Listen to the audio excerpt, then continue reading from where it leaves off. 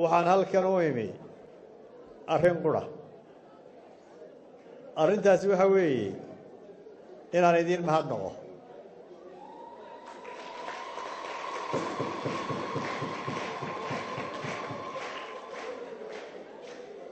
waxaan leeyahay aad iyo aad baa u mahadsantihiin guushii aynu hellay waxaynu siisannay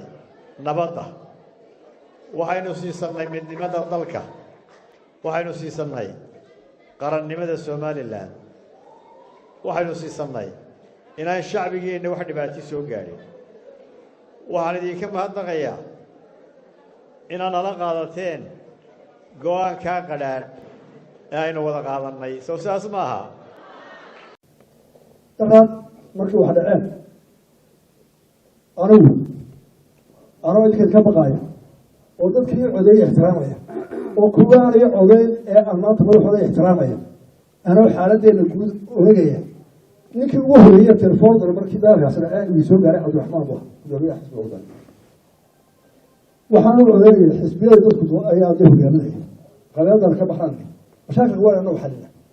dadku daa bay dhigtay رجل يفري إذا كنت في علم لكن ما كلام يصير ما كان احترام الجاهل أنا أتأكد ويا واحد صالح يقول رخص العلوم صور أخصائي كل المسلمين لا تفتي أو هذا فريق الفريق وتجد دور مخاطر وحو كبراني ولا لا يقول سوى الذهب لا سوى نار هذا يذكر سنة ولا لا كلنا واحد وأنا أقول إيش واحد أساس عشرة دقيقة وأنا لست وحنا حديقة قامت أساسا صدق الجهرة حزب الدرشاد ولا حزب كان أماهي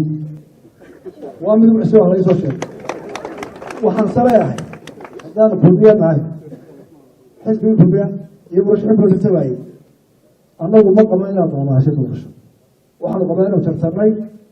سعد على لنوع قيمي كذا لنوع حبيي aad ka dacwootay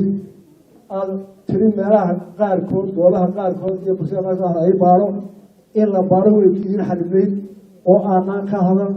oo la hubiyay oo ay musideenka kun oo cod ku kala badnay baan qabaa oo daal iyo daacada waxaan maleeyahay madaxweynaha fahmin mar aniga imu eedaynay telefoon buu soo diray waa runtii waa maadsan yahay madaxweynuhu anigoo beero ma jooga wuxuu igu wargeliyay colaad halka ka dhacday aad ugu mahadsan yahay ugu wargeliyo waxaan aniga madaxweynuhu isla qaadanay inaan baaq nabadeed ka jeediyo arrinta baaqi nabadeedna isla saacad kadib baan ka jeediyay anoo boorama jooga wax kale oo ka ballanay madaxweynaha anna waxa ku yiri xilku idinku saaran yahay aduu ku saaran yahay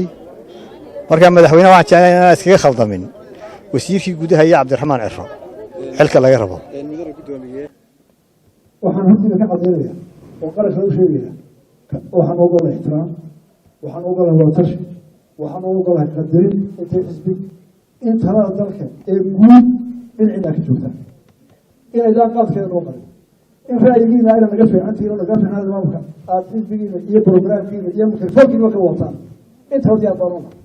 laakiin deeyana hayna ugu dajin oradii ka wada